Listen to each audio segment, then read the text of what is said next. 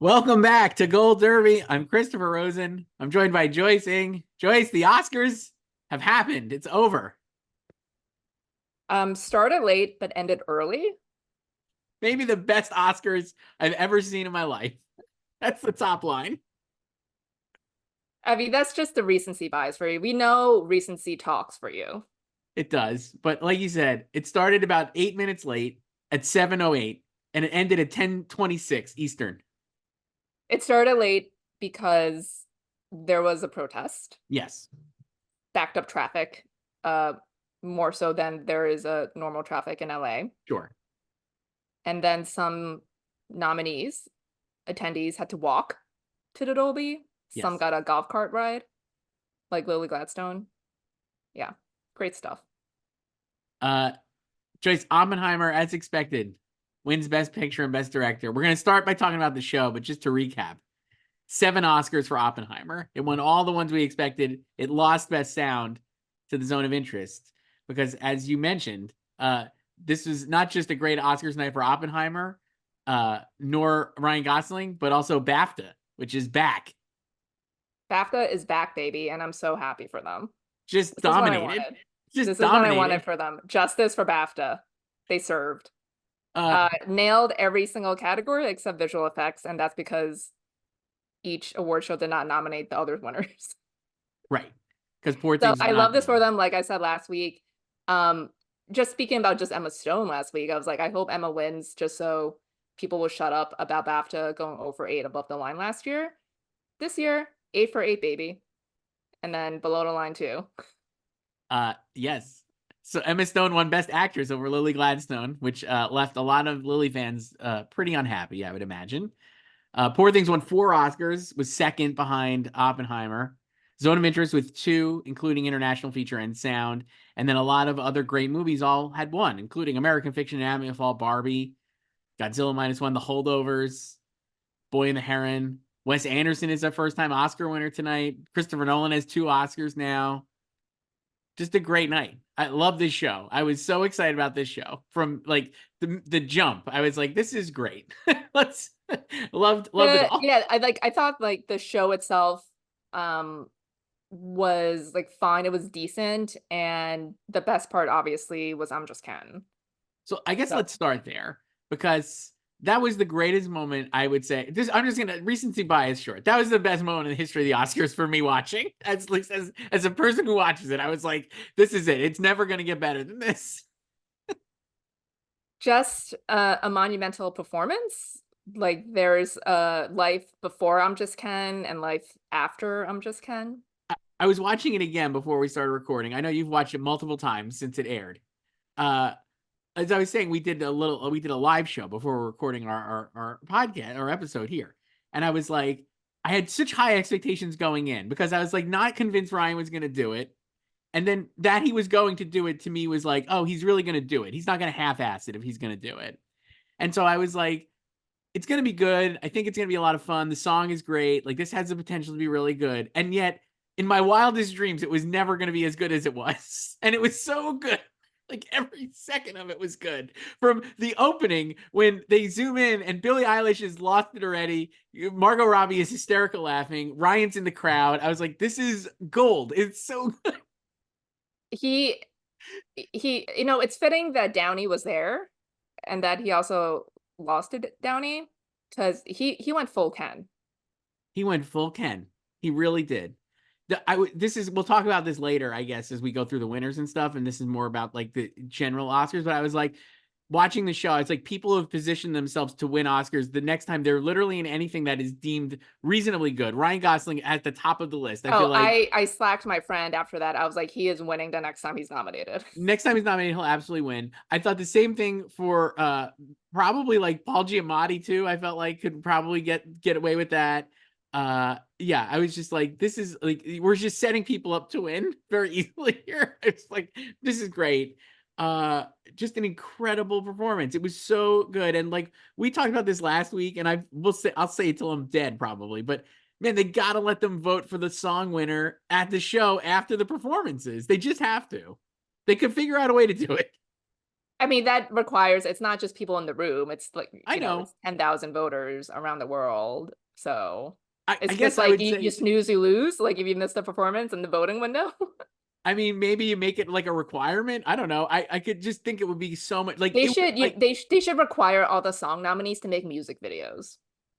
or something or do a separate concert and then have it like I have the concert like I was just like this would have won. I like What Was I Made For, and I was very happy that Billie Eilish won, and she seemed genuinely thrilled to have won, and like she forgot that she had won previously for Bond. That's how thrilled she was, right? That she was She like, was more emotional about this win than she was for the No Time to Die win.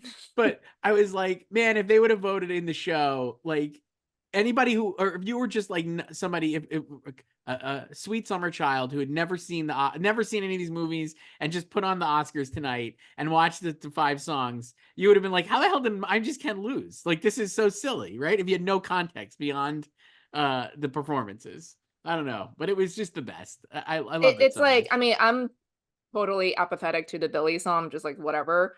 But it was frustrating to me that she was just the default runner so early on. Also upset on behalf of Dua Lipa. Dance the Night robbed because Great of song. the 2 nominee per film rule.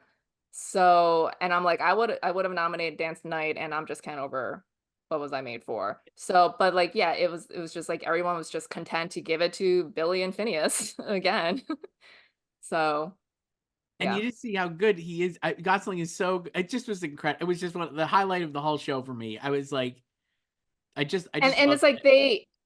so like Mark Ronson, I don't know if you watched the red carpet. I did. Okay. Mark Ronson and Andrew Wyatt were interviewed by Laverne Yeah. Cox, and they were saying they were going all out with this performance because this is basically the only time they're ever going to perform the song, Right. Ryan. So it's like, He's not in a band. They're not yeah. going to do this Well, ever he's again. in Dead Man's Bones, but You know what not I mean? Not like a he band doesn't for I'm just Ken. perform. I'm Yeah. just Ken. Yeah. So yeah, they went all out for it. Just the best. I absolutely loved every second of it. The crowd seemed just They were completely so unhinged. into it, the standing row, and then I love the lyrics on the screen. I every time I watch the performance again, whenever it says flashlights now, I die.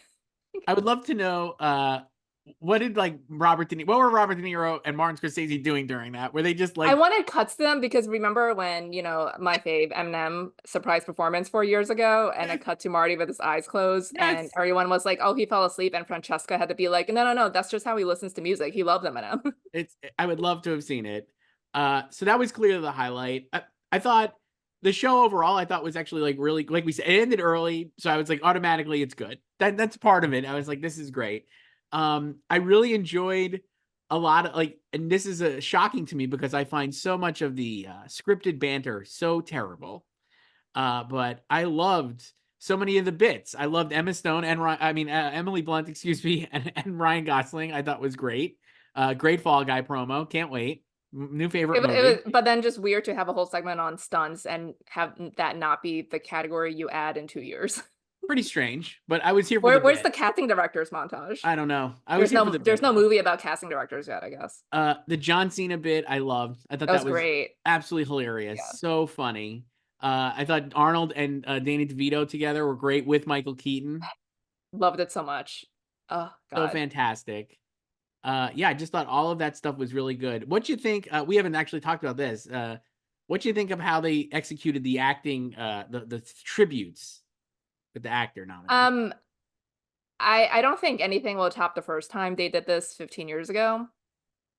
Yeah, Just because of the surprise factor back then, and I think it was executed better back then too, because they also played I mean, I know it'll take up more time, but they played a montage of the past winners in a category before the presenters came out and did the thing. And like this time they just did, like their name announcements in the audio, and they came out, and expected that we wouldn't get clips, but I feel like that just kind of kills the momentum because you just have people talking for so long, and some of the deliveries were just not the best, kind of awkward.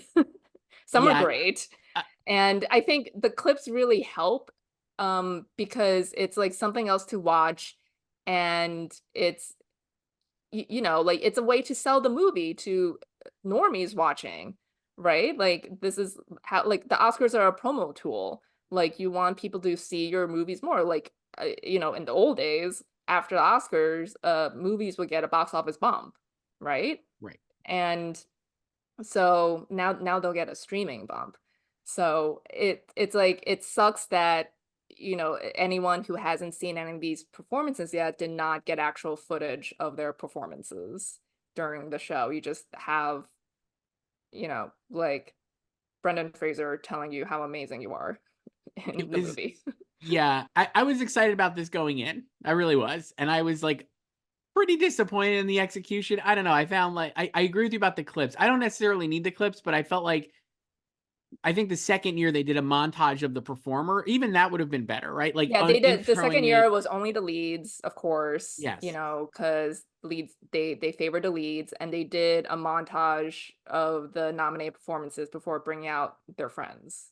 And I would have loved to see that. I think you could have put together great Yeah, montages they of the could have done that, like a performances. montage of the nominees. Yeah. And then again, how they put these together was so weird because, like you said, it felt like the first year, obviously, it was kind of random, right? It was just like, hey, we're just going to have these Oscar winners, vet, the nominees. And then the second year, for just the lead actors, it was like their friends. And this was like seemingly a mix of both because you had like Sam Rockwell doing Robert Downey Jr., which felt like we all called. But then you had like Jennifer Lawrence did Lily Gladstone instead of Emma Stone. And then they had Sally Field do Emma Stone for a Spider Man connection, sure. But I And was just also like, two-time Best Actress winner. which was prescient, obviously. I just was like, the whole thing felt weird. And I just found like as much as I enjoyed the banter and the scripted banter, I thought was really good. A lot of the writing was just like, who wrote this? Who wrote this stuff? Who's Yeah, the the copywriter? tribute writing was not the best, I would say. Like No, for sure, everyone go back and watch the first time they did this 15 years ago. Like all of that material was way better. This felt just kind of like first draft, like the night before your essay is due, you know, yeah, like 4 a.m. all-nighter kind of thing. And I didn't mind, like I said this last week, like I didn't mind that there was not a connection. I said like I would actually prefer that because sure. I think people were conflating the two times they did it. Like, you know, the second time there was a connection, so people were expecting J Law to do Emma, and I said like it'll be great if J Law did not do Emma because Yeah. it's like everyone's trying to find these connections, and like they shouldn't just like do these, you know. And yeah, like Jamie Lee Curtis did Jodie, which we also called because they're besties, and she literally said my bestie. I thought of you. I was like, she literally said my best. I'm like, is Jamie Lee, if you're listening, I we was like, love did I you. write this?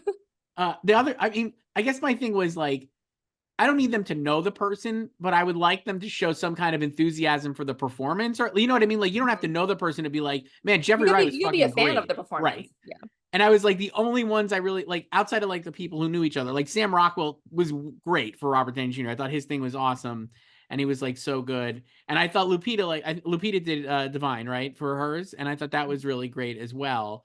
And I also really like Christoph Waltz for Ryan Gosling because as weird as Christoph Waltz is, I felt like he really did think about Barbie and Ryan Gosling, whereas a lot of the other ones, Brendan for sure, and even like, I mean, I just was like, they're just like reading. I It thought felt like Nicolas not. Cage sold his really well. Yes, I also like Ben Kingsley because like it was just very classy, yeah.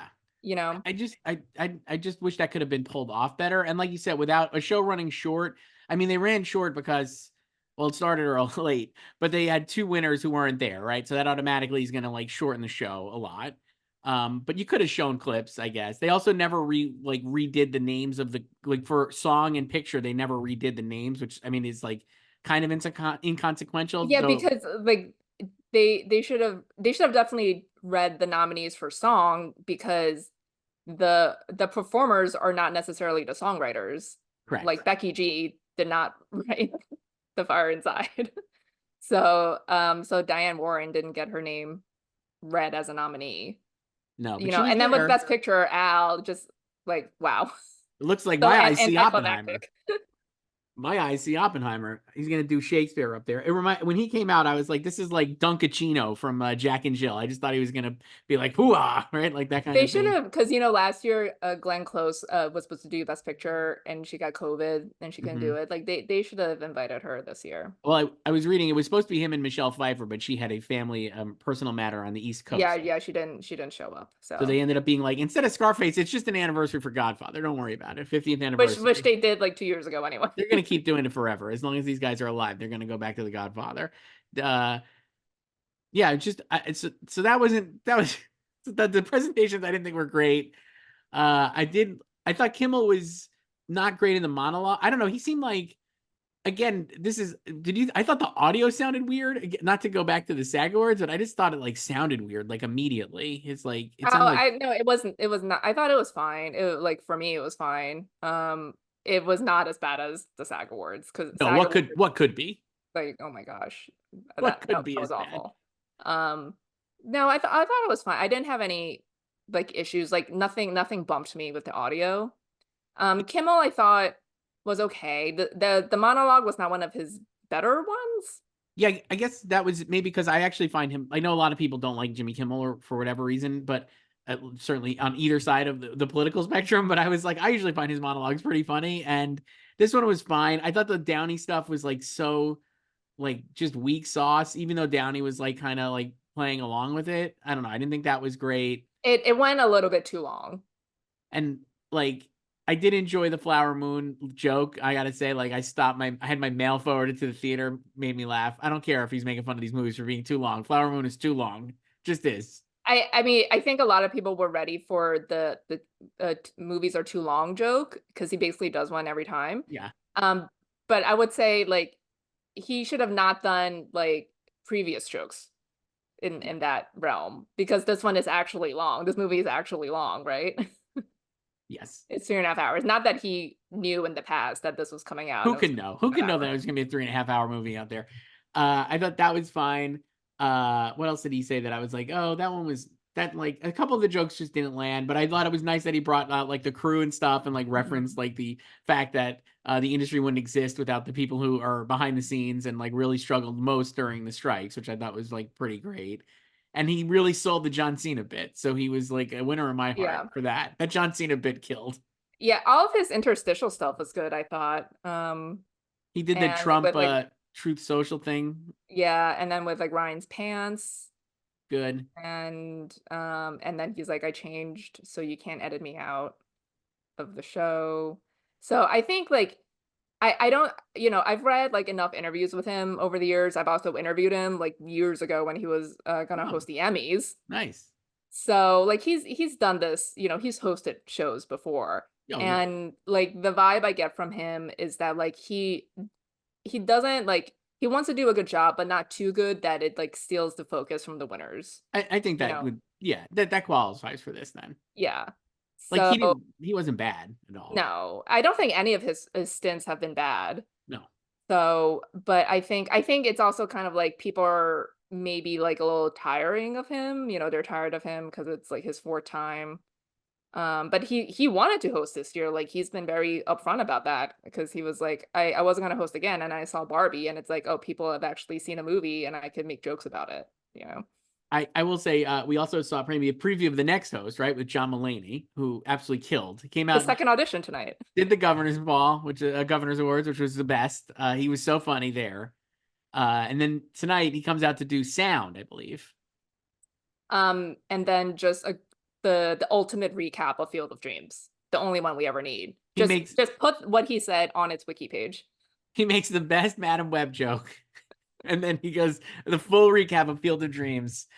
Just delightful. I really, really hope he does it next year. I think he probably will. I think like unless he doesn't want like I'm sure they would want him to do it, and unless he doesn't want to do it, would be the only reason not to have him do it, basically. But he seems like he would want to do it. Why are you hanging around the Oscars so much if you don't I want did to do this it? the second thing he did for it this season. Yeah, like he's got Yeah, to like want he's to on do it. tour.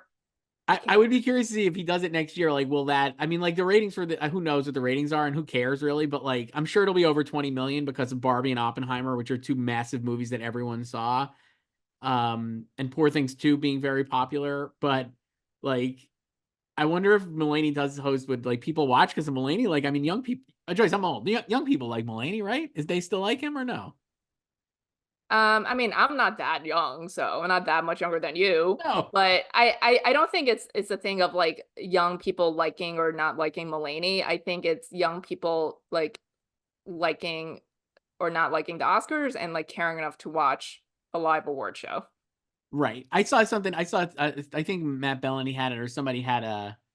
It was like stats that like young people actually do really care about the Oscars. They're actually just not watching it. They'll watch Because like online. they follow, they don't need to watch the live show. They could just get the tweets and the alerts about the winners, and then like someone will post the speech of their fave winning, you know? Yeah. Uh, we'll probably talk more about the show, but we should really get into the winners, Joyce, because it was so great. I think this is the best set of winners we've had since the 2008 show. That was my takeaway. Um, 2008 was No Country for Old Men. If you're yes, I watching at home, know. I know I'm you just know. thinking about the other winners and the other categories. So it was No Country in the Coens, Daniel Day-Lewis, Marion Cotillard, Javier Bardem, and Tilda Swinton, and then Diablo Cody for Juno and No Country for Adapted. That was also when Born Ultimatum slayed with 3 wins. And Falling Slowly, original song, Robert Elswit cinematography. This fucking rules. This is a great list of wins. I was like, that was this year. It was great. Yeah, I have no issues with any of these wins this year.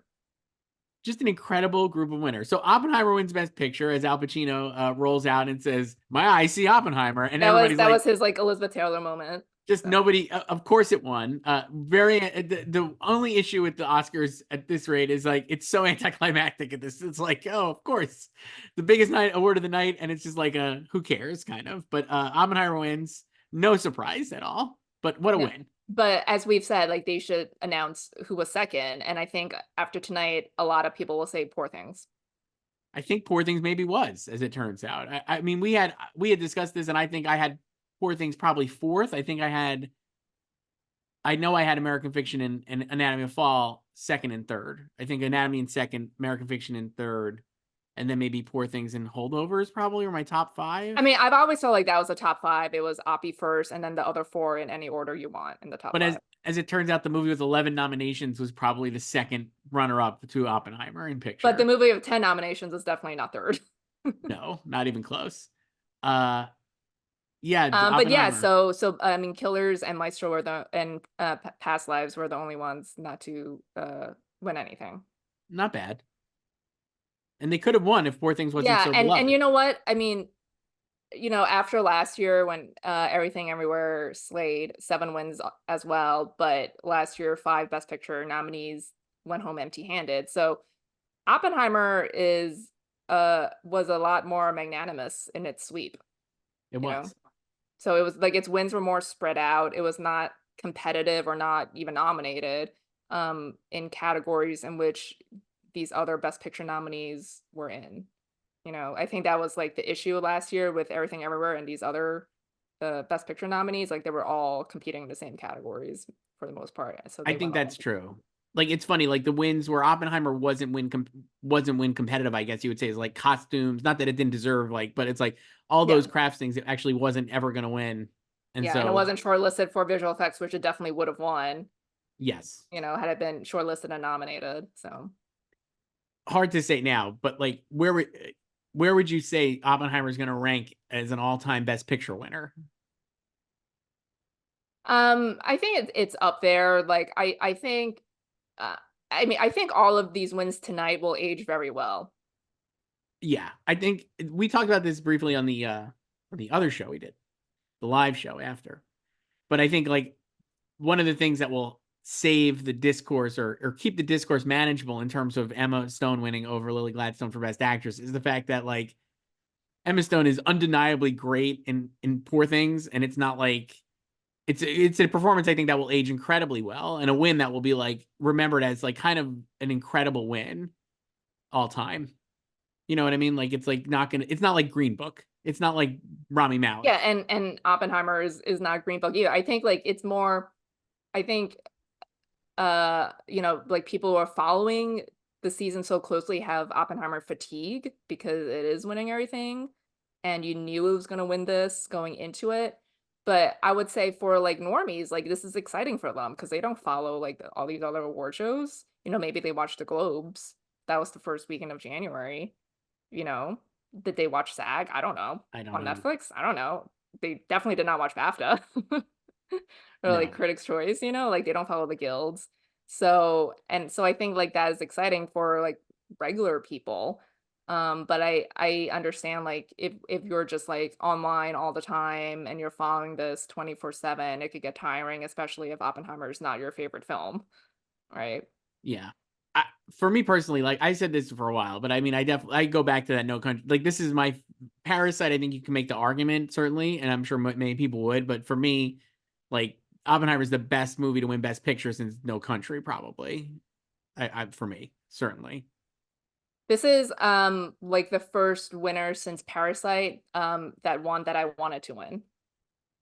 Yes, that's another thing, and also a Because movie that I my really faves like rarely ever win. So yeah. My faves never win. I mean, I yeah, grew it's up. like I'm used to it. Like that's why I don't get mad at this shit. Like it's just subjective, and I know my tastes are different from theirs.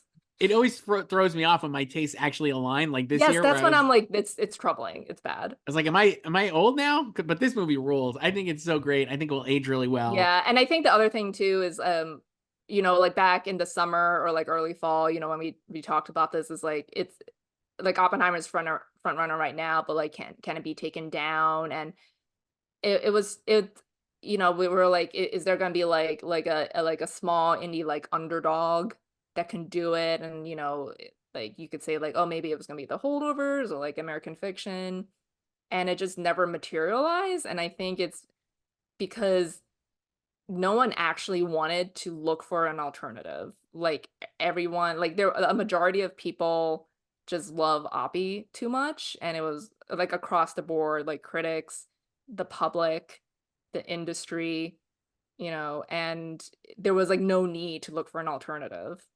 I'm a big guy who loves watching The Room, Joyce. I love A Room. And I was like watching Oppenheimer win all these awards, and I was like, man, you know what? Who's not tired of Oppenheimer? The entire industry. They fucking love this movie. It was like genuine thrills of these wins. Like every one of the wins was greeted with tremendous response in the crowd. And it didn't seem fake at all. Like it seemed like these people really, really loved the movie. No shit, it won 7 Oscars, right? Basically. But like, yeah, that was great. And I think Poor Things probably was runner up, obviously, if we had to decide now. In hindsight, I guess it was runner up. Who knows? And Nolan wins director, gets it from Steven Spielberg, like we expected. Great moment. Yeah, and Steven, I love that Steven, nothing to do with the presentation, but he's always game for a bit. He was so great. That we didn't even mention that bit. Kate McKinnon and America Ferrara was so funny. I was really enjoyed that. So great. Oh my God, it was so good. I was like, who wrote that bit? That was a great bit. Kate McKinnon was so funny. That was so funny. And when she was like, Dr. Spielberg? Dr. Spielberg, is this true? I lost it. I was like, this is so good. It's such good jokes. Oh my, and then when he raised his hand when she was like, who have I been sending my tasteful nudes to? And then even earlier with like Jimmy's Fableman's joke. Really funny. This is the kid from the Fablemans now. But yeah, we expected him to present this, and they even said in the like David Alan Grier, their announcer, he was like the 30th anniversary of his win for Schindler's List. And it's like, like we said, like Nolan's winning his first Oscar the same way, like that same type of trajectory. Definitely. I can't wait to see what Nolan does next. I'm just so excited to see where he goes now and what he decides to do. Because I think like you could tell certainly with like Dun. I mean, I think he's wanted this, right? Like, I mean, he even said that basically in his speech, like how important it was to get this kind of recognition and to like get it from the Academy and like have his place in film history really cemented with this, right? Like he is now, you cannot argue that he is not one of the greatest directors of all time, basically, right? Like if you're making a list, he's got to be on it. Yeah, and it's like, his the snubs for one of his films like forced the Oscars to change one category. Yeah, it's pretty remarkable. So yeah, but so that was the most locked win of the night, even more so than Best Picture.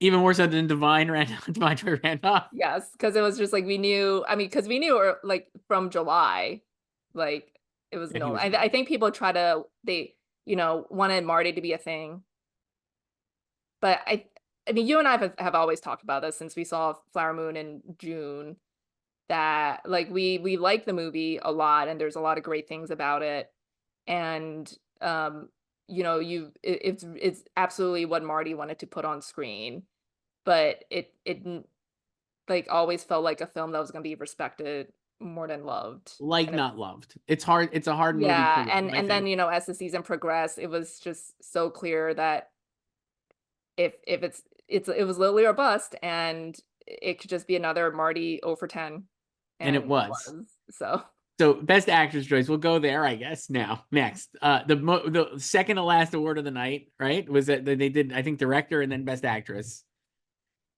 Uh, one we're all waiting for. Really, the only one that was up in the air. but you know what? Not really suspenseful after how the night played out. And so that was the thing. I think I was wondering, like, for again, for a normie who's just like, I'm putting on it's Oscar night, let's watch it.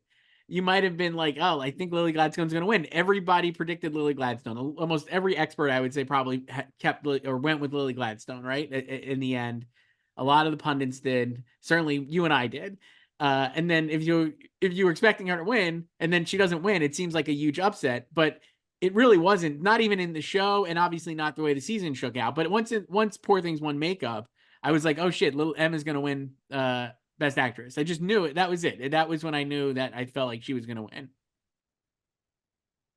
Yeah, I had that feeling like earlier than you did, like when Boy and the Heron won animated. I was Mm-hmm. like, BAFTA's pulling through. It was like the international voters. And then, Poor Things won the design awards, like production design and costume design, which I expected. Yes. But that was like even more so like on top of Boy and the Heron. I was like, it's like BAFTA's night. And like this looks great for Emma, because we know Lily was not top three at No. the BAFTAs, and then ended up not being nominated because the jury didn't pick her. And yeah, like once it also won makeup, I'm like, let's go. Because then you could also have the makeup and lead acting correlation Yeah. survive another year, third year in a row. And again, not like to judge the room so much, but the response to the Poor Things wins was also like pretty substantial. I mean, like they would seem very psyched. The makeup one especially was like a big seemingly surprise. I think some people in the room certainly, right? And like we both had Maestro in the end, even though I feel stupid for switching off Poor Things because I feel like I had it for a I little had it while. since nominations, and I literally switched it last Wednesday. Uh, but yeah, so Emma wins. Seemingly, again, you know who was psyched? The whole room. People really excited for her to win. It was not Just a. like at the Globes. It was not a. It was not a. Oh no, what did we do? It was. Oh yes, this is great. Michelle Yeoh seemed so pumped that Emma Stone won, and Jennifer Lawrence was weeping. Emma Stone won. They're besties. Just great. And Emma seemed like legitimately surprised. I know obviously people like immediately were tweeting memes of the curse. Did you see those, Joyce? Because of the Yes. story of the curse and how Lily Gladstone lost. But she was very gracious, I thought, and shouted out Lily. And I'm sure she'll produce maybe the next movie Lily's gonna make based on their connection here in the award season, now that she's a Oscar They're the nominated Infinity producer. Stones. So Yeah. um I'm sure yeah, they'll work like together. I think like I think it was always hers. Like I guess that's easy to say in hindsight. But I mean, I've mentioned this before, I think in one of our columns, of like, what if it was just always Emma?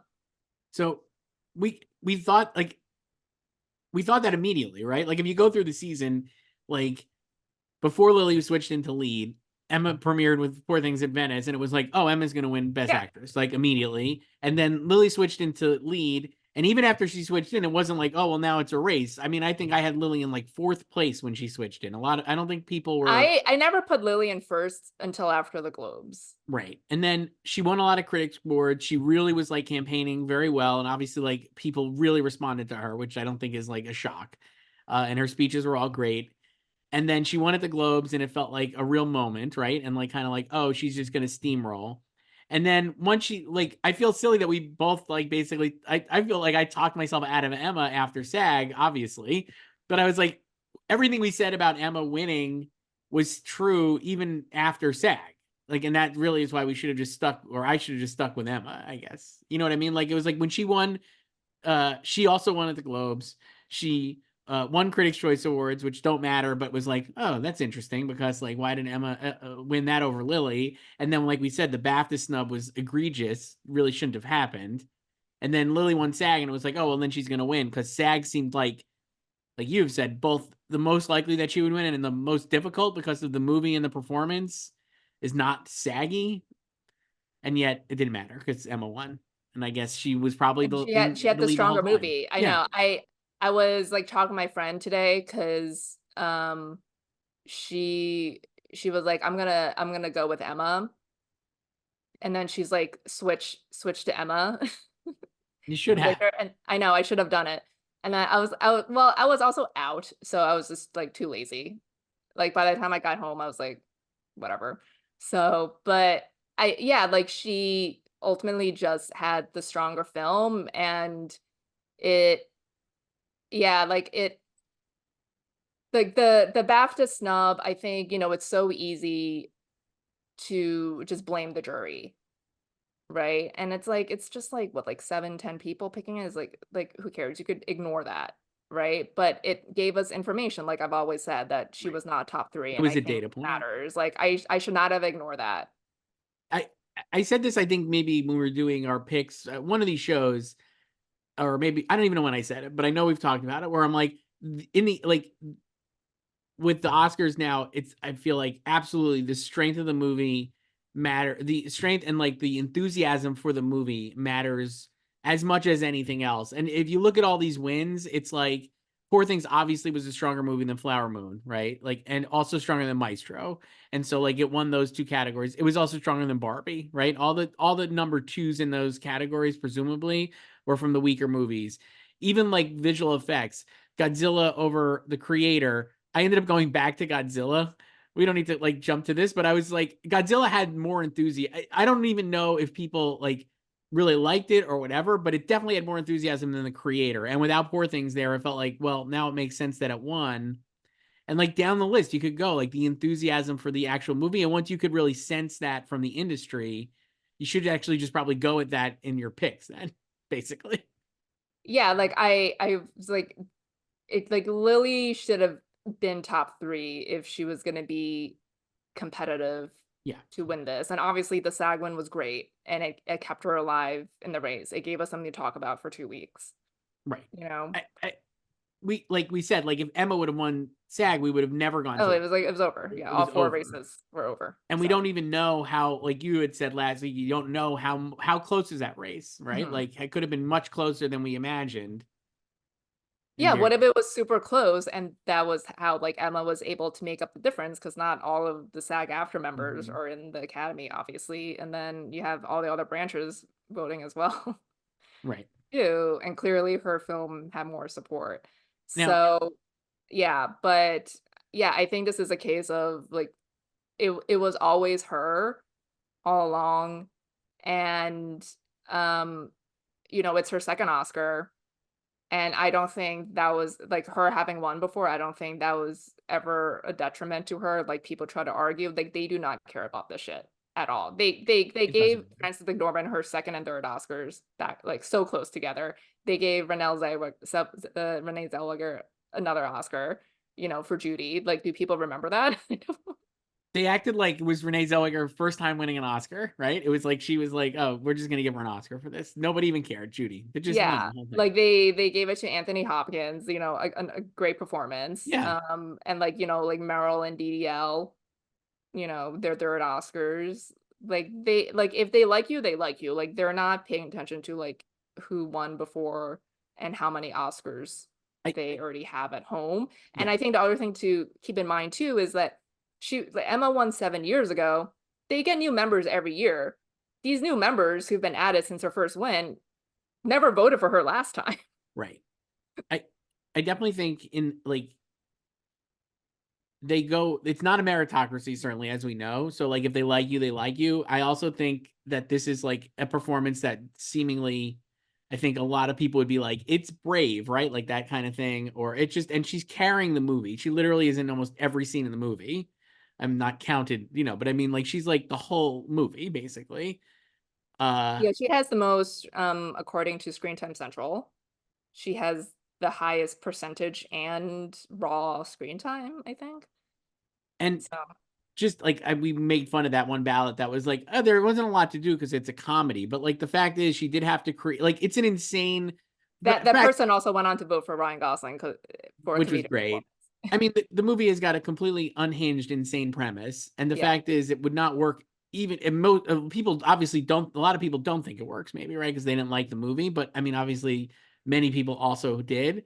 The movie does not work without her performance. Like, it just doesn't work. And like, even I think we said this earlier, and maybe like this is not to diss Margaret Qualley, who I think is like a copy of a copy in the movie, and like is What she's supposed to be. she's supposed to be. Yeah. But I'm like, you watch Emma Stone in the movie, and then you watch Margaret Qualley kind of doing the same bit, even though it's a much smaller part. It's like, wow, Emma Stone's absolutely incredible in this movie. She's so good. And I do think it's going to be like a really all-time win here. I think it's going to age really well to have her have won, Yeah. So Emma performance-wise. Emma was in Poor Things for an hour and 37 minutes and 19 seconds, and that was 68.77% Wow. the film. I mean, So I think the people who are the Lily fans obviously are not going to think this is going to be a great win, and maybe they won't think it ages well. But I don't. I think it will have aged. I don't think it's a win that we're going to look back on and be like, I can't believe that Emma Stone won Best. You might say I can't believe Lily Gladstone didn't win, but it's going to be like, all right, that was a pretty great performance. yeah, I mean, that and I sometimes think happens. yeah, and like Lily was great in Flower Moon, but I think this is also kind of, it goes back to like for the Oscars, it can't be like not solely, but like majority about narrative either. You need like a lot of other equal elements in play. And like the narrative can definitely work at SAG. We know that. Yeah, Um, but like she yeah, just had the like she had the narrative, but she also had the weaker movie here. yeah. Like she has a performance. You get like the performance is notwithstanding because that's subjective, but I think like she just had the weaker movie here in the end. I don't want to like compare Emma Stone to Daniel Day-Lewis because I don't think like I think she's a great actor, but I think probably Daniel Day-Lewis may be a slightly better actor. I don't know how you judge this, at least again, subjectively. That's how I would say, but it reminds me of like how you look at like it kind of, not to go back to like that 2000 or what is it, 2008 ceremony, I guess, but it's like Clooney was great in Michael Clayton, probably really could have won. That's definitely the best he's ever been in a movie, even more so than Syriana. But he wasn't going to beat Daniel Day-Lewis in There Will Be Blood. You know what I mean? Like sometimes it happens where it's like this great performance unfortunately runs up against an amazing also other performance from a previous winner, and you kind of don't get to win. Bradley Cooper for Silver Linings Playbook against DDL maybe as well. That kind of thing. Yeah, I mean, I would say like his There Will Be Blood performance is better than his Lincoln performance. Certainly. But yeah, it's just it's like again, it's like about luck too. It's like the timing and luck. Sometimes there are just like easier fields, and you could just coast basically to win It and is like, the again, season. these are like unanswerable questions, but I'm like, we've talked about like if Lily was in supporting still, which is a stupid thing, I mean, obviously, now it's gonna be an eternal debate. So would she have won? Who knows? Um, but if it was like a different year, even, I don't even, you know what I mean? Like, would she have won Best Actress last year? I don't think so. Not against no, Michelle not and Kate. like not against everything everywhere. No, hell no. But like maybe she could have won 2 years ago, like instead of Jessica. I think she probably would have. I mean, she definitely could have won SAG. I mean, we know she could win SAG. I mean, you look at the last few winners, obviously it was Michelle, Jessica Chastain, Frances McDormand for Nomadland. Probably not. I think I mean, no disrespect to Renee Zellweger, but it's probably a better performance than that. I don't know, but that was another year where everyone just kind of agreed in the beginning that Yep. you know, like it was going to be her and Judy after it premiered. I think it was at Telluride, right? Yeah, it was. Or Yeah, premiere, that I was don't know. early. Olivia for the So, favorite. Kind of, I think people will draw you the know, connection Yorgos between. has directed 2 Best Actress performances now. Yeah. So We're gonna have to think about kind of kindness for next year. Or it's more of an omnibus, I think, right, or an number anthology. 3. But they're all. I think Emma's playing 3. I'll be curious because it's like I think everybody's in it playing different characters throughout. So I'm like, maybe that's not a great way You to know win. what's funny about Emma's win though? She's 35. So like in recent years, like, we've had Best Actress winners over 40. So Mhm. she's the first Best Actress winner under 40 since her own win because she was 28 for La La Land, and she's the first Best Actress winner in her 30s since Kate Winslet, who was Wow, 33. that's Yeah. great. Mhm. I mean, as a card-carrying devotee of La La Land, who thinks it is absolutely one of the greatest movies of all time, this Oscars was great for me. Emma Stone, Ryan Gosling, Emma and Who Ryan ripped her together, dress? it's just the best. It's like get Damien Chazelle out here, do a Babylon promo. I Just mean, get him back he out. doesn't know if he get his next movie funded, man. Damien, I'll send you $20. Do a GoFundMe. I'll chip in for it. Uh, Best Actor Joyce went to Cillian Murphy. Yeah, I mean, I've had him since July, so I have nothing to say. You Never had went him off since of him. July. I never went You off. went you went to you went to multiple people. Well, I don't know if I had him in July. I definitely had Bradley winning though throughout the whole fall. You did. You switched to him after we saw Maestro in New York Film Festival in October. And then I eventually went to Killian, I think, after Golden You Globes. had Paul at some point, didn't I you? definitely had Paul, I think, before Golden Globes, and I think after Golden Globes, I just went to Killian. And I'll tell you this, just to go in this, we'll talk about this later because we have an email about this choice. But again, the Murphy, Cillian Murphy versus pundits narrative of this award season has been like maybe very niche and too online. You've lost context, but for those of It's us, incredibly too online. You've lost context. I never in my life would have thought Best Actor would become so tense like Best Actress usually is. and yet it really wasn't because It really wasn't because it has nothing to do with the people involved. It's like external. it's all like the fans obviously, and then the pundits. I will say this: when Cillian Murphy when they did his read his thing, Ben Ben Kingsley Kingsley. did his thing, and then he won. Just a tremendous ovation. They People could not get out of their seats fast enough. The immediate standing O, they were so excited. immediate. You tell me that people don't think he's due, okay? It's like I had to sit here all year hearing about Paul Giamatti being like the fan favorite. The Academy loves him, and then it was like, great, Paul Giamatti, that was fun. And then Cillian Murphy was like, absolutely, fuck yeah! Like it They was could like the not scene wait. in. It was literally like an Oppenheimer with their character. They were so excited for Brendan to read his name. And I'm like, yes, because there was I think it was the last ballot on next best picture. Let me see. Hold on. Um that this person voted for Killian in Best Actor. Yes, okay. So this person said Kelly Murphy, Paul Giamatti makes it look too easy, even if it isn't. I think that's true. He does do that. Like Paul is a great actor, and he does make it look very easy. And then this person says Murphy is working his ass off in the role of his lifetime. He plays the title role of the, I presume, Best Picture winner. Let's not get too cute. Sometimes the obvious answer is also the right one. And those last 2 sentences, I'm like, hell yeah.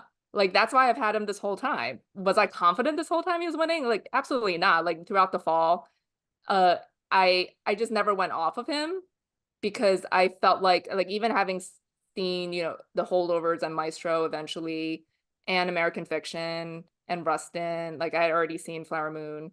Like it was just like, yeah, these are great performances, but I just feel like Killian is operating on another level here, like plus the movie.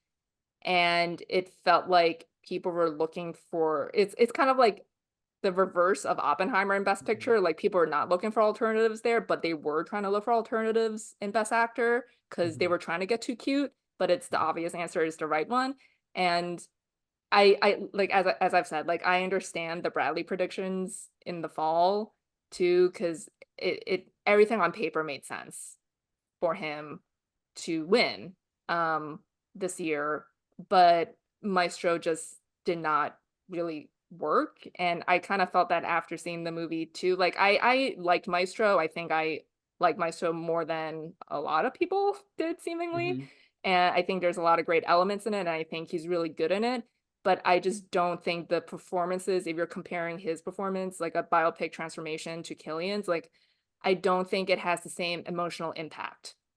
And Yeah. I think that's what you really need to connect with people. I think there's a little bit more detachment on purpose, because that's the kind of film that Bradley made with Maestro.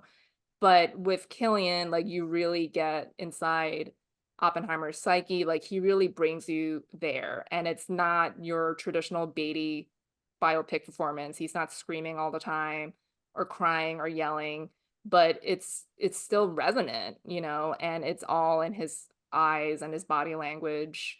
And like there is something to be said about stillness in acting too. It's not all just like movement and yelling and bait. Again, all subjective. So I hazard to say like this. The other thing I think with Killian, certainly that I felt, especially compared to these other performances that we're talking about, maybe not, I'll exclude Jeffrey Wright and Coleman here just because they weren't really win competitive. But in terms of this, it's like I never once when I was watching Oppenheimer, the many times I've seen it, I never once I'm like, that's Cillian Murphy. I was just like, that's Oppenheimer. And in Maestro, it's never not Bradley Cooper. No matter how the makeup looks, no matter what he's doing, it's obvious. It's like always, I cannot detach from Bradley. And with Paul, like you said, I think it is a problem that not a problem in quotes, that he makes it look so easy, because you're just like, he's just playing himself in this movie. You know what I mean? This Like, is I the know he's type of not, but like that type of role is something he's perfected, right? yeah, he could just do Yeah. it it's like he could do it in his sleep. And obviously there's a lot more to it than that. And I think that's why he makes it a great actor. But there's nothing in there where I was like, oh yeah, he's like really lost himself in this role. I was like, this is Paul Giamatti. Like, And also like Paul and Jeffrey are playing the same type of character, this like curmudgeonly yes, professor slash writer. yes, which you know, we've talked about a lot. And I think Jeffrey certainly, I think, loses himself a little. Jeffrey plays more of a chameleon, I think, in his movies than he gets Paul to does. do more. And so well, I think maybe he has said this in interviews. Like, even I interviewed him, Joyce, and he said this. Like, it's like this And was like yet you one didn't of predict him. no, but he was like, this is like one of the closest, like a very like a thin line between like him and the character, right? You know what I mean? Like it's like a lot of like there is a lot in common that he had with the character, and I think you get that sense watching it too, and that's why he's probably so good in it. And then Coleman is doing a transformation too, but it is much more of like an obvious like look at me transformation than like Hmm. more like Bradley transformation than Killian transformation, Hmm. or Silly Ann as Jimmy called him for his comedy roles. That made me laugh. If you've watched any video clips from the season of him on carpets and the paps calling for him to pose, so many of them called him Cillian. So good. And he just has the same blank stare the whole time. I love him. He's just like he doesn't like this stuff, but like he does it, he puts on like his usual face. And I like it's funny because like he did campaign, right? And I think a lot of people, because like he doesn't like this type of Hollywood stuff and like this promo, but he did campaign, you Yeah. know? And and I think it was a masterful campaign. I think we've talked about this a couple of weeks ago, like how in phase two, Universal really picked it up and centered on Killian to lock up this category as well, because they knew they got RDJ and Nolan, and Best Picture was looking good.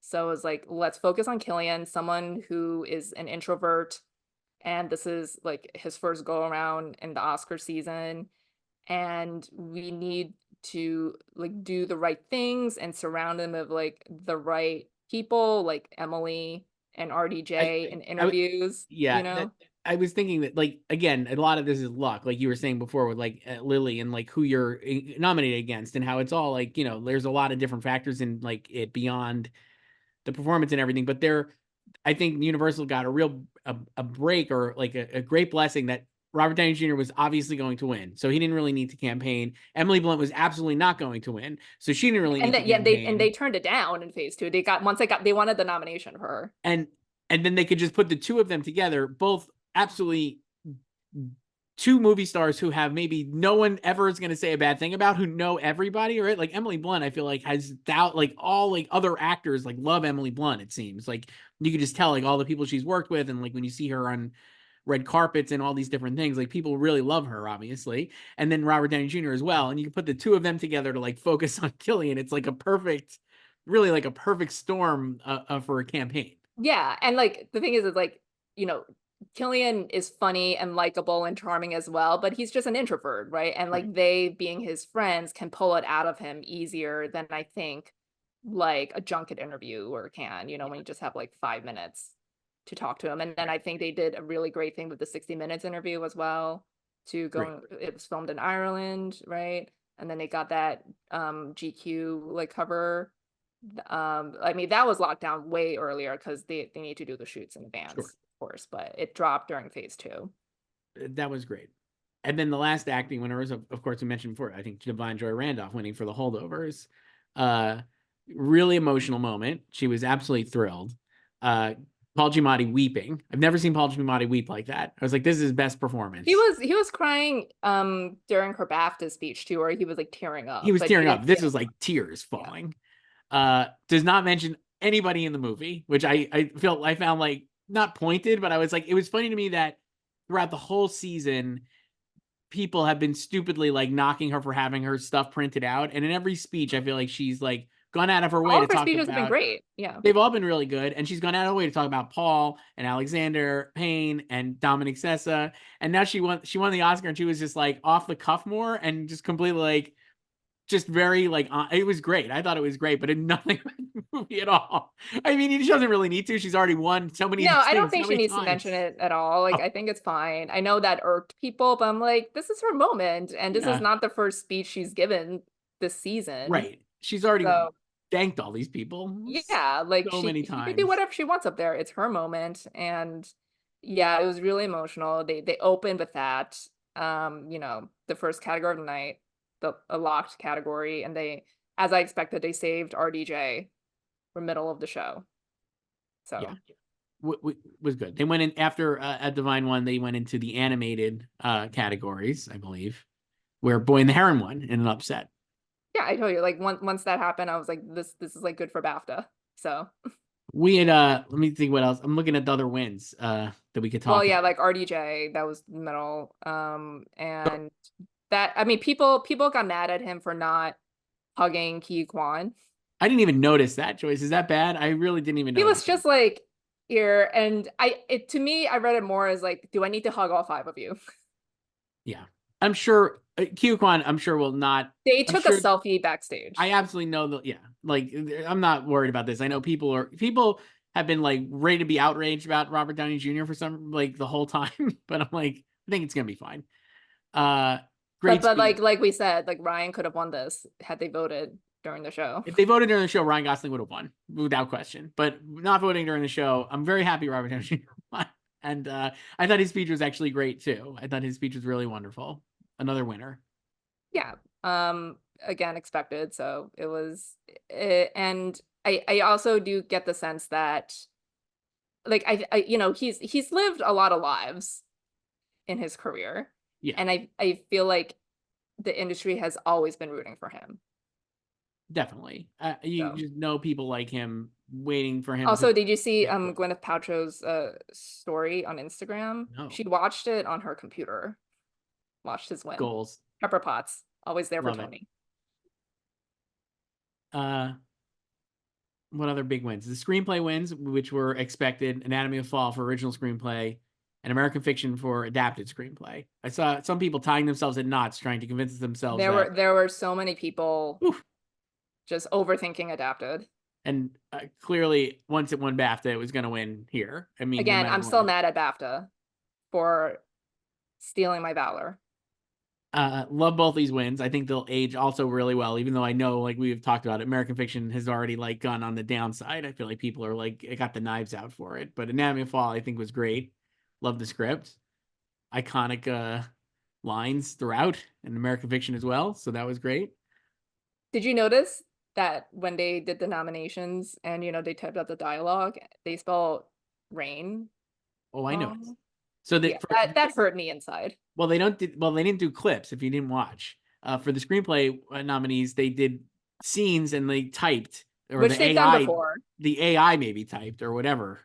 And for Maestro, they picked "I'm reining it in," which is so funny to me that And they picked it. they used the wrong rain. He's kinging it in. He's like a rein. He's leading. It was that rein, not rein like pulling a horse rein. You know, what can you do? Big yikes. Let me edit this, guys. Come on. AI. I'm sure that was like a computer, right? There's no way. Mention Boy and the Heron win for animated feature. Documentary went to 20 Days in Marupol, which was a really, I Great thought that speech was great, Yeah. really But incredible. then totally unserious to play I'm Just Ken after that. A lot of the music choices were really chaotic because after Nolan won, they did the Schindler's List music when Spielberg came out, Nolan wins, and then they played the Pirates of the Caribbean theme. But no, that was great because I can listen to the Pirates stream at any time. So, always a banger. It was just a little chaotic, I thought. I don't know. But that's fine. Like, it was not weird. It's not as weird to hear I'm Just Ken playing after we hear this incredibly moving speech about Ukraine being decimated. It was funny to me that like I thought of this immediately because it was America Ferrera and Kate McKinnon did documentary live short and documentary feature, and I was like, this bit's really funny when they're doing their little bit about like Jurassic Park being like real and Dr. Spielberg and Kate McKinnon nudes, but I was like, these movies that are going to win are not. This is not the tone. These potential movies. But they did play PIMP after the anatomy win. That or was like great. During the walk up to that, I was like, this perfect.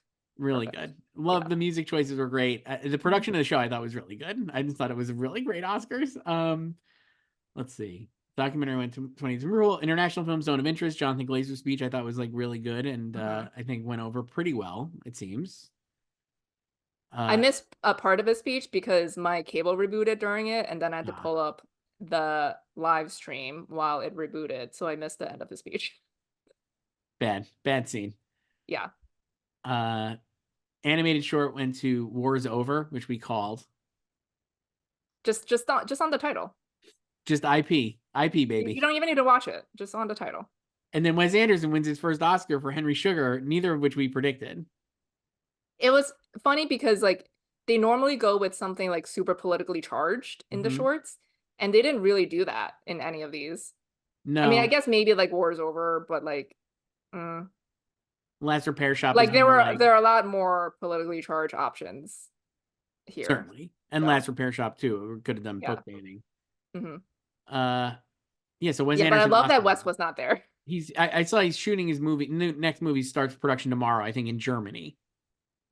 I mean, it's just funny how people are angry at him for not being. I'm like, who cares? Like, why does he need to go if he doesn't want to go? Great. I love that he won an Oscar. I just wish it was for something I liked. I mean, you know, it's for a short, so it's not even for a feature. So true. we know he could do it long, as Rami Youssef said. I will say it still counts though. He still got an Oscar. Now they can just say Oscar winner. He's an Oscar winner. It'll be in his obit. Oscar winner. Wes Anderson dies. I could think it's for Grand Budapest or Rushmore or Royal Tenenbaums, one of those. Oppenheimer won a lot of crafts choice. So to Poor Things, we talked about these a little, but cinematography went to Oppenheimer for Hoyte van Hoytema. Hoyte going to bat for film, a king. Loved it. Loved his sneakers. Costumes, Poor Things for Holly Waddington. Yeah. You were about to go back to Barbie. Man, I was like held on. You really were texting me multiple times this weekend. Texted you many times. A lot of people switched to Barbie. They split up production design and costume design. And the funny thing was, like, we talked about this, I think, when we did our picks. It maybe seemed more likely that it would win costume design based on, like, I don't know, based on like Jacqueline Duran being the nominee or whatever it was. But I was like, it doesn't really make sense that they would go contemporary costumes for Barbie and maybe it had a better shot in production design, but it really was never going to win production design. So then I should have never, it was obviously, you should have just stuck with Poor Things in both places, which I did. But I was like, man, I really think maybe Barbie could win here, but no. Oh, I just never went back once I went off of Barbie in both those categories. I just immediate Poor Things. I'm like, I'm not thinking about this again. And I think it's just, you know, like Barbie just really lost a lot of momentum at the end, and like Mhm. you could say like it's because like you know it didn't win production design because it's like it already had a template of the toys, you know, whereas like Poor Things is more creative and imaginative. And you know, it also won the Guild over it. And but the costume guilds put them in different categories, so they each won. So it Right. seemed more competitive, I guess. Um, and but I never like once I went off of Barbie in costumes, I was like, I don't see any reason for Poor Things to lose costumes because it's more ornate and like period inspired. And even though the costume guild put Barbie in fantasy just because of Barbie Land, most of the costumes in Barbie are contemporary, you know? Right. Yeah, I think So and then when they take place in the real world, they are contemporary. You know, it's like and like we know they have like the Oscars have a bias against contemporary clothing. And then you can also make the argument that it's just like, oh, it's just like some of the clothes are just inspired by the actual Barbie doll clothes mhm, too. So even the palazzos. yeah, I think, you know, I think these two categories were tough ones for Barbie stands. I think, you know, you said this a couple weeks ago. It's like people have a hard time letting go of their faves. Yeah. We saw that with Paul too. Yeah. So they wanted to win something, and they wanted to in Barbie's case, they wanted it to win more than just song. Yeah.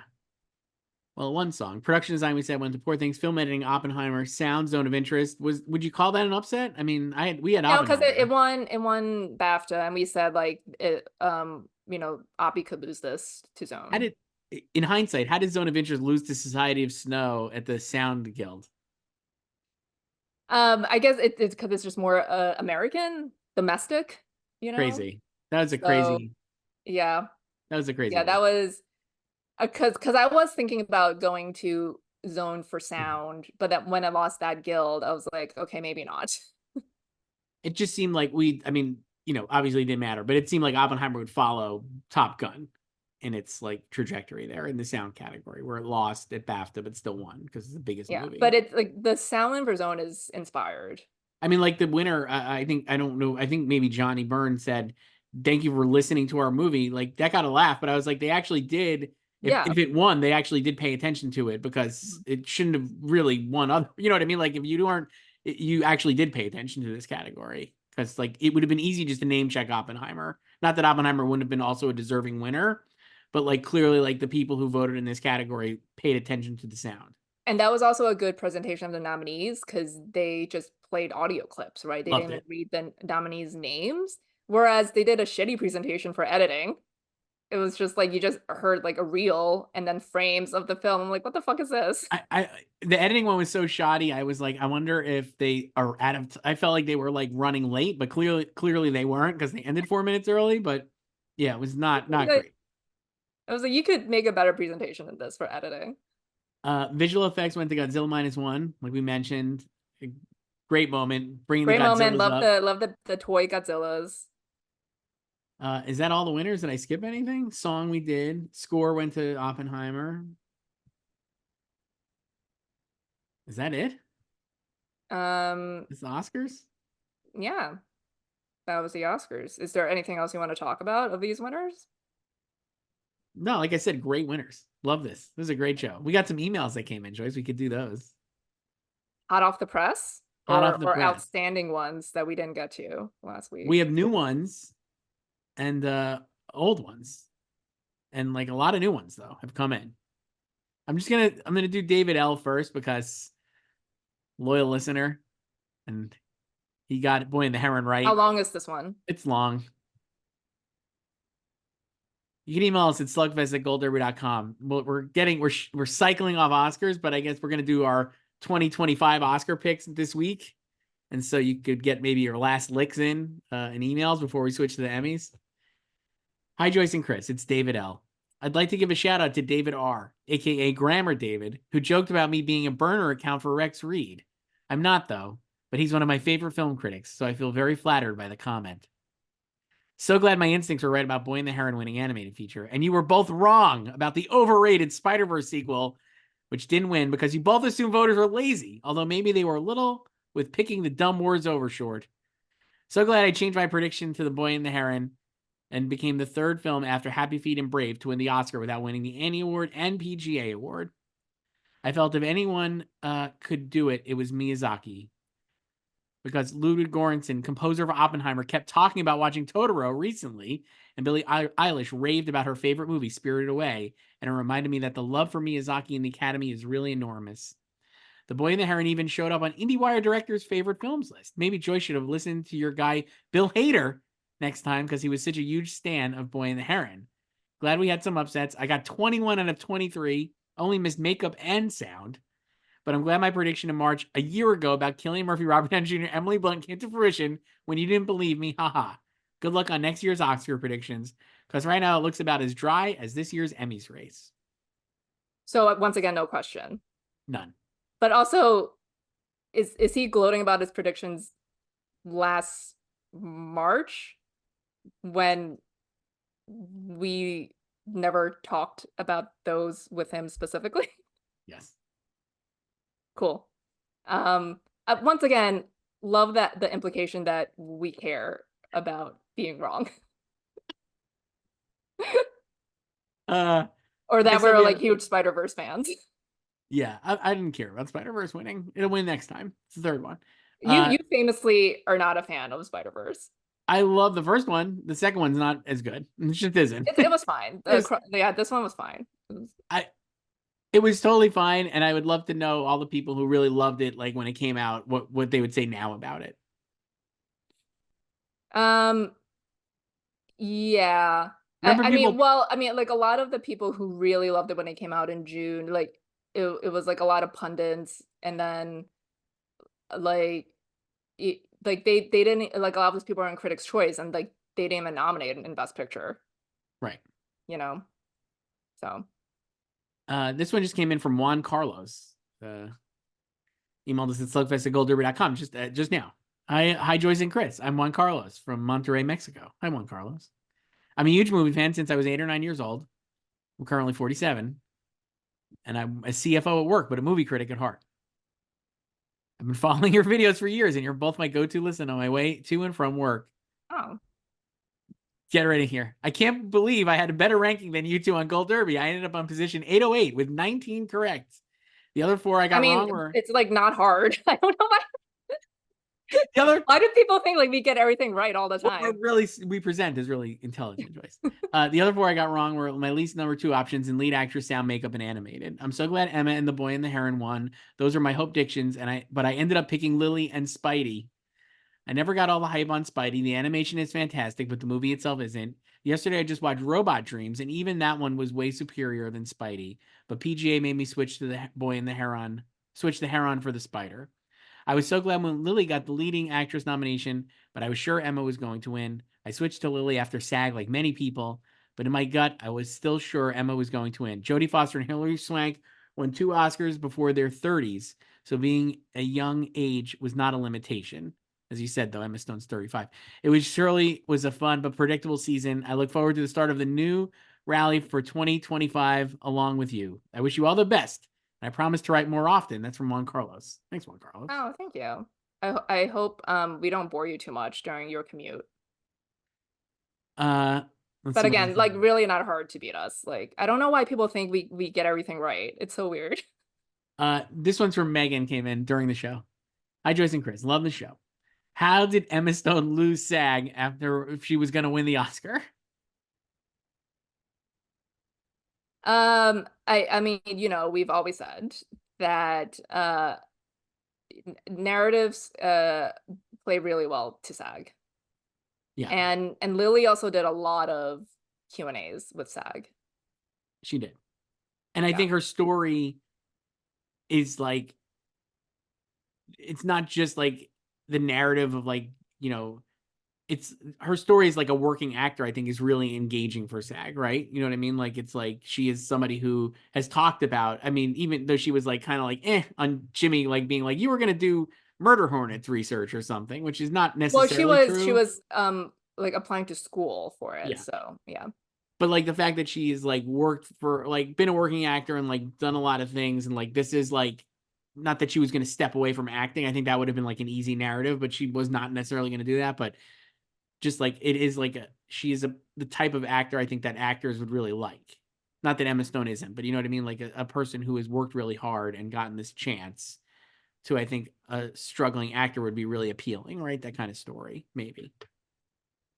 Yeah, I think she campaigned a lot to the SAG voters, like the nom-com, and yeah, like the narrative as well, and just her, yeah, like you said, like her trajectory, like her career path, basically. And she's been around, for a really long time, right? So she's also like worked a lot with a lot of people as well.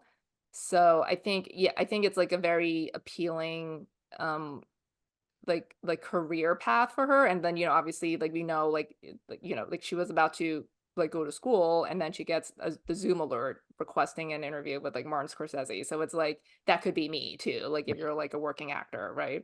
It's like Yeah. I'm about to call it, or like, take a breather on this acting thing, and any moment I can maybe like I might get a Zoom request with Martin Scorsese.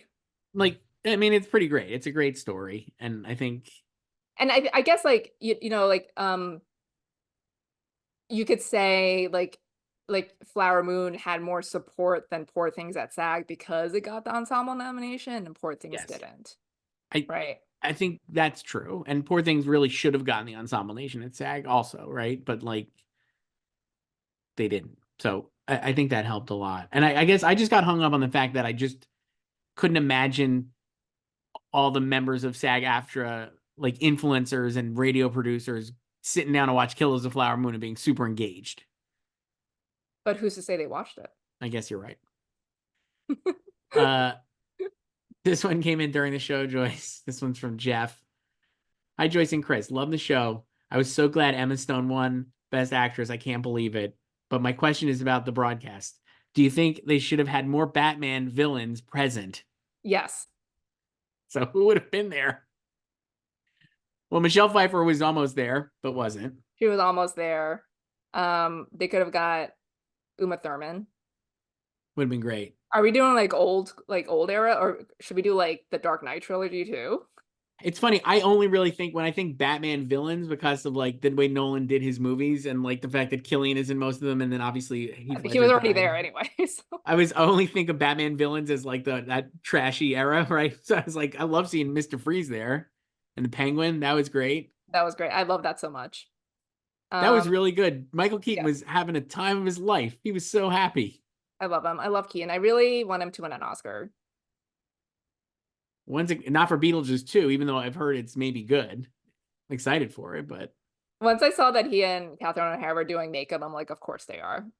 Also, great. can we talk about how awkward that like hallway was for like why were the winners going through the same hallway as the next presenters? I think like the awkwardness of Janet Yang trying to shill the QR code to see like the honorary, what was she doing? It was like the governor's awards or like the like one No, of she those had things. the And governor's award she yeah, had. yeah, she was like telling you go online to check, and then like Billie Eilish is walking by. I'm like, this is like, not it. It was like it looked like the set from the SAG Awards where they had Tan France telling Devondre Randolph he loved the holdovers on the plane.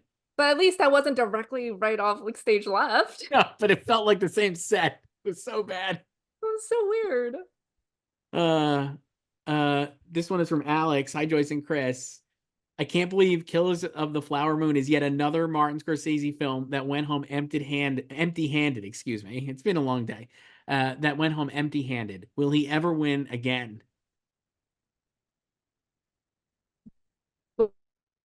Specifically, Well, I can answer this. No, for Marty. I don't think he'll ever win again. And I I mean, mean, it I think one of depends. his films could win something. Yeah, Maybe. maybe. Uh, the thing with Marty that I think people forget is he went decades as an Oscars pariah. They never wanted to give him an Oscar. He was never going to win. It was like a notable thing that he never won And he talks about it too. Like, often. yeah, And then he won for The Departed, which I remain very thrilled by. It's great win. delightful win, great movie. And that's it. He's never going to Yeah, and like it's clear he's never going to win again. That was the one thing. They did it already. They got that. They checked that off the list. They made good on all the losses, and that's it. He's never going to win again. Yeah, and like we talked about this when we did Oscars playback for The Departed, but that was a year, a cycle where he had no fucks to give, right? He did not care. They were not actually like planning this to be an Oscar movie. Like it just opened in October, right? And it just became a smash. So like the love for it was organic. And it's like with a lot of his movies before that and subsequent movies, it's like it's on the Oscar radar and like your expectations for Yeah. it, right? And I mean, I don't know, like I think like it's clear that like he just makes the movies he wants to make, which he should, and he's allowed to. Like he's earned that right, right? And but like he's always known throughout his whole career that what he wants to make is not the stuff that the Academy likes generally, even if like a lot of his movies have won stuff for his actors too, you know? So and the other awards as well. So I don't know. I mean, I at this point I would say he probably won't win Best Director again. You think they'll give him like an honorary Oscar at some point here Or before, what? just for shits and giggles? I don't know, to get him another Oscar. I mean, like we talk about The Departed. It's also like, and again, a lot of this is luck. I think if he was in either year on other end, he would have not won, because the year after was Coen Brothers for No Country. Mhm. The year before was Ang Lee for Brokeback Mountain. I don't think he would have won either of those years with Departed, with the type of movie it is. Yeah, like it was just like he that year he beat Clint, who was not gonna win again, Clint for Iwo or Jima Iwo Jima, and then it was like Paul Greengrass for United 93. without a And Best like Picture Stephen Frears for the nomination. Queen was like, no, she's not winning that. And And then AGI. Inarritu, yeah, Yeah. for Babel. So he was the clear winner there, right? Like it was so like the competition was not super strong, and we've already seen him lose to Eastwood, right? So he could have easily, if it was a different Eastwood movie, he might have lost too, but he was not going to lose for like Iwo Jima. I guess like of his subsequent nominations, like you would probably say Wolf, like he should have won for. So But let's then it was like that was a tough one too, like because he was not going to beat Corone. yeah, I don't even think I would have given him over. I mean, like, I think Wolf has aged better than Gravity in terms of like it's a movie I could watch every day and be thrilled by. But Gravity, I think, is like more of an achievement, I would argue, like a cinematic achievement, certainly. He was nominated for. For Hugo, and he won the Globe for Hugo. And Michelle Hazanavicius won for the artist. Now, I'm not the biggest Hugo guy. I'm also not the biggest artist guy. I guess he could have won for the Hugo, but like, not really. I don't know. I guess like it's like it would just be funny if he had two wins on a board and it was like The Departed and Hugo. I don't know. Be pretty weird. Irishman obviously lost to Bong Joon Ho. I don't think he should have won for Irishman, and I don't think he And should then have won, he got, you know, like an invisible Oscar with Bong's tribute. which was great. Yeah. I will say that was like the one thing this show is missing, was that kind of like spontaneous. Like I guess you kind of had that with Lily and Emma, maybe a little, but not really. What, like shouting out like your fellow nominee? Yeah, I'm a big sucker for that. I like when they talk about the other nominees in the category.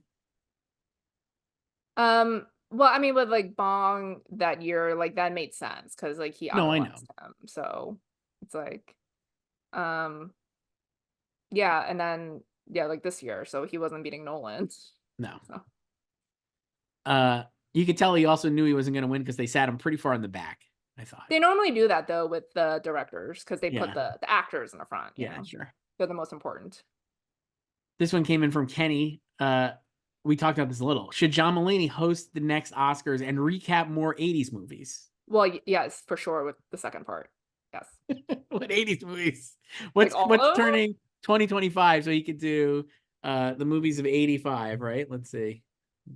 Well, he should do Clue because that was 85. Great. And you can talk about like all the different endings. I mean, it doesn't matter like the anniversary because Field of Dreams was 89. True. So It could just be fun though. Do a big he can extended just do after like hours bit with Marty. he like, but I think it needs to be a popular movie with the public, like Like Field of Field of Dreams. Dreams. Be so good. He was great. I love that so much. I need to watch that again because I've just been watching I'm Just Ken. I'm definitely gonna watch. I'm gonna just can, and that actually goes into the next question we have from Kristen. Where does Ryan Gosling's performance for you rank in terms of best Oscar moments ever? Well, you already said it's the best one ever on the Number left. one. Number one of my whole life.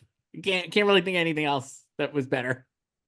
I mean, it's definitely up there for me, but I cannot put it higher than when Eminem performed 4 years ago. No, you love Eminem. That's true. Yeah, and I called it happening because they were playing clips of 8 Mile for way too long at the end of that montage. And I texted my friend, I was like, what if Eminem came out right now? And then he did. And then he did.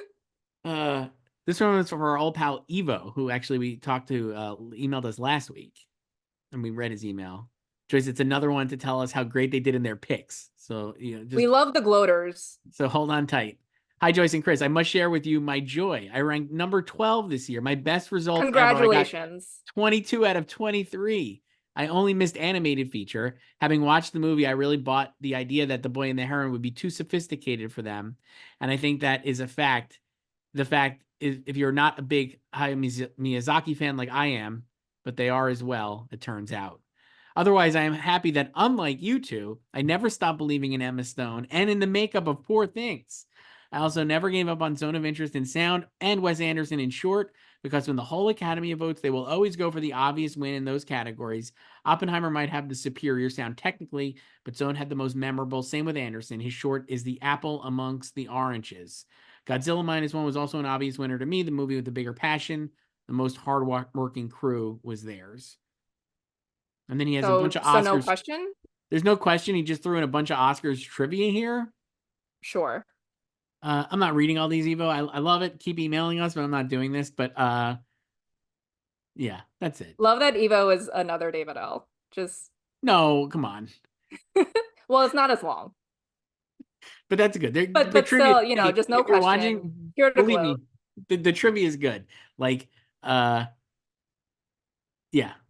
great stuff. Just believe me when I tell you. Congratulations for getting 22 out of 23. We're very proud of you. This one is from Harold Ahmad, who predicted he wrote this earlier, but expecting a win outcome. So I'm just going to read it. Hi, Joyce and Chris. I've noticed that everyone who emails has a real name. So I think I'd let you know that my name is Aiden. Look at that. A twist ending here at the Wow. one of our final Would you have episodes. guessed Aiden? Never in a million years. I would have said Harold. I don't know. Right now, I'm rewatching the last 10 adapted and original screenplay winners, and I was wondering if you guys had a favorite from each category. Mine are a little basic, being Moonlight for adapted and Parasite for original.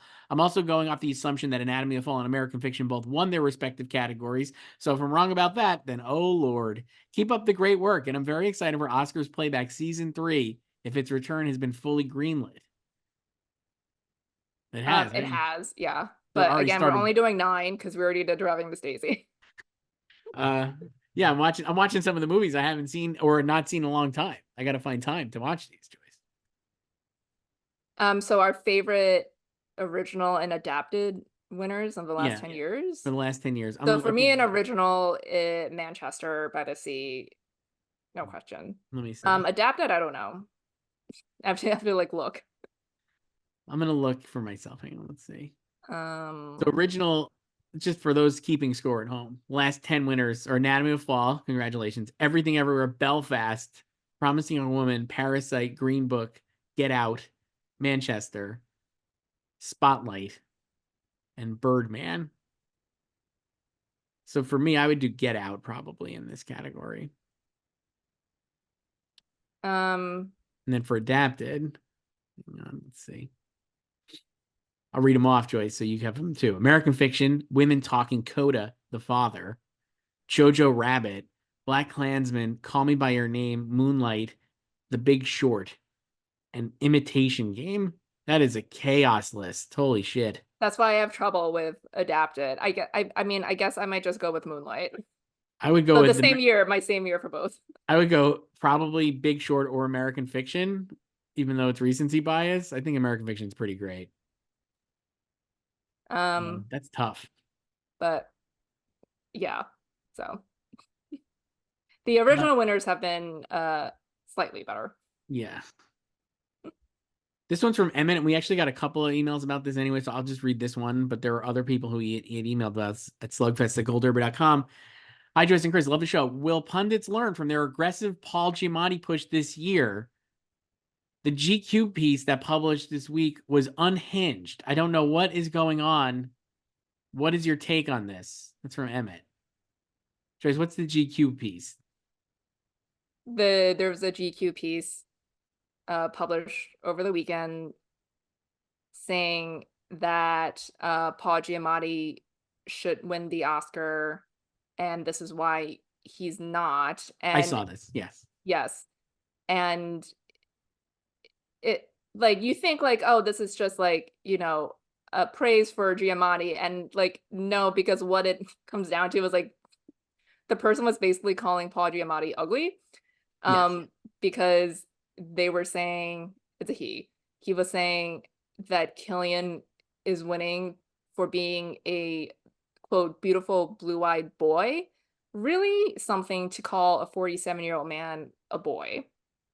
And then he thinks that he's winning because he's good looking, and Oscars love to reward heroes. I'm not sure what version of Oppenheimer he saw Not that the one we saw. painted him as a hero in this. And then I don't know what Oscar history he's looking at too, that he thinks Oscars love awarding hot men.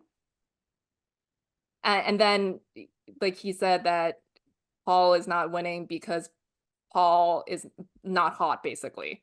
So it's like insulting to both Killian and Paul to That's reduce great. it to their looks. And then it goes into this whole section about like how Paul should have won already for American Splendor. So just praising American Splendor, cool. And then what really got me, I sent this to you. You did. I'm playing a little dumb here. Yeah, I saw it. And he says that American Splendor came out in 2003, and Paul was not nominated, and like the people who were nominated were, he says, Jamie Foxx for Ray, Leo for The Aviator, Johnny Depp for Finding Neverland, Don Cheadle for Hotel Rwanda, and Clint for Million Dollar Baby, all hot men. So of course, Paul Giamatti never had a chance. Well, you know what? He never had a chance because he wasn't in the running that year for American Splendor. He was in the running the year before. He was in the running that year against those guys for Sideways, during which he was famously snubbed, bumped by Clint Eastwood. Incredible. So just no fact checkers or editors here either. So that was something. So that was the part that bothered me, but I know the part that bothered Killian fans were, again, just, trying to diminish Killian. But they were also mad on behalf of Paul too, because it was insulting to both of them. I got into it a little. I didn't get into it, but Joyce, I waded into this on Twitter. I know you saw this because we talked. And the New York Times, they did their picks, Kyle Buchanan, and he was like, it was for best actor, he picked Cillian Murphy, but his blurb was Paul Giamatti has a he's due veteran narrative. And Bradley Cooper gave a transformative performance that voters often flip for. But it's the Oppenheimer star Murphy who is best positioned to take this Oscar for holding down the huge ensemble of the Best Picture frontrunner. Contenders who have won SAG and BAFTA, as Murphy has, don't tend to falter at the finish line. I took umbrage with the idea that Giamatti was the only he's due person because I think we've talked about this. They're all due. They all had the same narrative. It was a tough year because these guys all had the same kind of narrative. And while pundits tried to do the Paul's due narrative, it doesn't really hold water when you look at the rest of the category. Kyle took umbrage with me because I said he's the only. Kyle's like, where did it say only? It didn't say only in his copy, but that's basically what it's implying. I felt that too. But. Yeah. And then the other thing that we also talked about this offline was that like listing like Paul's narrative basically that he's due, and then listing Bradley's narrative that he's transformative. Cool. Killian has both of them. Right. I guess the one thing I was surprised by in terms of like we've talked about, like I don't think it was like a it definitely went to me. It was not a conspiracy No, that I don't like, think it was conspiracy. I don't think anyone hates Killian. no. And I think it was a lot. I think it's a lot of different things. I think a lot of times people don't like to admit they're wrong, or they were wrong to the way they thought things were going to turn out ended up not being right. The one thing I just kept pushing back on though is like, it is a biopic movie and it is a transformation. Like he really is transform. He's not. Yeah, no one seems to want to talk about the fact that he lost a bunch of weight. He like is not that guy. Like he looks so skinny, like so gaunt, has a different voice the whole time. Like that's enough to me. That's like a transformation. I don't know. It doesn't need like 50 pounds of makeup to be a transformation. You know what I mean? Like it's not like he needed to be Bradley and Maestro. And to be clear, Bradley and Maestro really doesn't have a lot of makeup except for maybe the nose, obviously, but until he's older. You know what I mean? Like it's like he's also not, it just Yeah. doesn't like, I don't know. I just found that like silly that like we always know that transformations really do matter. And with Oppenheimer and Killian, that was like not even thought of, it seemed like, as one of the reasons why he should win. Yeah, but like in terms of the question of like if they will learn from it, I mean, I don't know. I Oh like yeah. I mean, I do think a lot of it was also just hope dictating. Like I think a lot of them really love the holdovers and Paul and wanted him to win. And I think once um Bradley it was clear that like Bradley was no better than third, after the Globes, basically. I think like they're like the big like pundits wanted to just back Paul because they prefer that performance. And I think it's also against kind of um doubting Killian and like not picking the obvious answer even though it's the right one. Yeah. Right. And I think it's a lot of factors. I don't think it's a conspiracy. But I do think like it was very slow, for everyone to get on board. Like I do think like we've talked about another actor in this role, people have called this a lock in July. Yeah. I Right. Like if definitely, Bradley gave this performance in oh no, Oppenheimer in July, people have said like he's winning. absolutely. Right? Like, I think it has to do with, Killian's profile. Like, people know who he is. Like, they've seen his work in movies and Peaky Blinders. But I do think there was an underestimation of how popular he is and how respected and admired he is. And I think it's kind of like easy to dismiss. Like, he has a lot of stans, and I think it's kind of easy to dismiss that as like stan noise. But he does have a lot of respect among his peers. Like, we've seen that throughout the season now, and Including tonight, like we said, just a yeah, glorious and standing ovation. like he's worked in film and theater and TV, and like he's put in the years, the yards, and like before this season, like we're talking about Dunas, he was the most under recognized of these five actors. Like all these other people have won Emmys or Tonys, Globes, SAG Awards, BAFTAs. He had only ever been nominated for a Golden Globe 18 years ago. Right. So he was the most due, quote unquote, you would say, if For you're talking sure. about awards, right? And For I think sure. it's a thing of like people have been a fan of his for so long. It's like, oh, like he got the role of the life of his lifetime, and this is like perfect. Like we can finally like vote for him for something. Like he's nominated for something, we could vote for him. And I do think like maybe some pundits were slow to see that, like Yeah. how much respect he has, and I like it only bothers me in that I think now because Oppenheimer was such a juggernaut, like people will ascribe his win to the film, like the film carried him. I'm like, no, I think even if Oppenheimer had not won best picture, I think he still would have won best actor. I think that's true. And I will say this. I think like if next time Paul's up, Yeah. I think he'll have a really strong shot of winning. You know, I mean, like Mhm. people do really like him. I don't think that's like overblown to say like the industry does No, also I like don't him. think anyone hates Paul Giamatti. No. I love Paul Giamatti. He has the funniest scene in my favorite film, Saving Private Ryan, when he sits down to take the pebble out of his shoe and he knocks a plank and knocks on the wall. And He there's should have germs. won for private parts if I was a voter. Just we pause here. We have a few more emails that I saw here. Netflix posted Wes Anderson responded to his Oscar win. This is real. Mhm. I was just going to read this because I think it's nice. If I could have been there, I, along with Steve Rails, would have said thank you to the family of Roald Dahl, the team at Netflix, Benedict and Rafe, Ben Kingsley, Dev and Richard and Bob and Adam and Jeremy and John and Jim and Rich and Jim and Polly, excuse me. And I would also have said, if I had not met Owen Wilson in a corridor at University of Texas between classes when I was 18, I would certainly not be receiving this award tonight. But unfortunately, Steven and I are in Germany and we start shooting our new movie early tomorrow morning. So I did not actually receive the award or get a chance to say that. That's great. I love Wes and Owen Wilson. I'm always gonna ride or die for those guys. So I still love what was the corduroy joke. really good. He's in Yeah. home building a diorama out of corduroy. That was like that reminded me, I forget what the line was, but like Tina and Amy had a really good West joke when they hosted the Globes, like during Grand Budapest. It was something about like making a bicycle out of tubas, I think. Yes. Really great. Yeah. Joyce, one last one here before we sign off. This one was from Tim. When will Tom Hardy win an Oscar to complete the Peaky Blinders trifecta? Not soon enough. Yeah, so now Peaky Blinders has 2 Best Actor winners with Killian and Adrian Brody, who was on season 4, obviously. So, yeah, we need Tom to get another nomination. So I thought it could have been for Bike Riders, Well, Bike Riders next year. but I don't know if he's gonna make it in Joyce for Bike Riders, even though he's great, doing a voice, all kinds of shit. What else does he have coming up?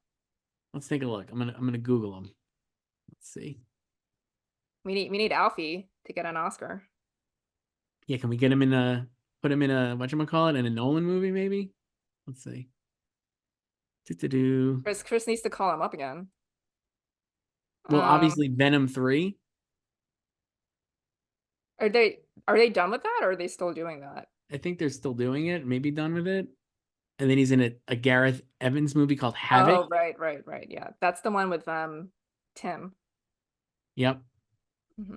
Timothy Olyphant. So none of those probably going to get him an Oscar. And no disrespect to those movies, but yeah, we're coming up on 10 years of The Revenant.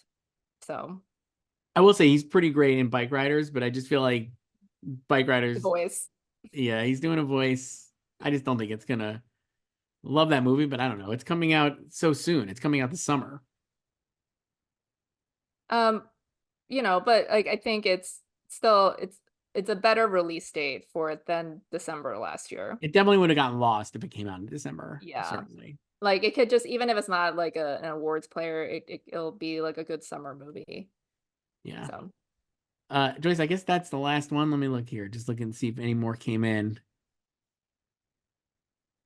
Oh, I got this one here from Sammy. This one I feel like is directed to you. Hi, Joyce and Chris.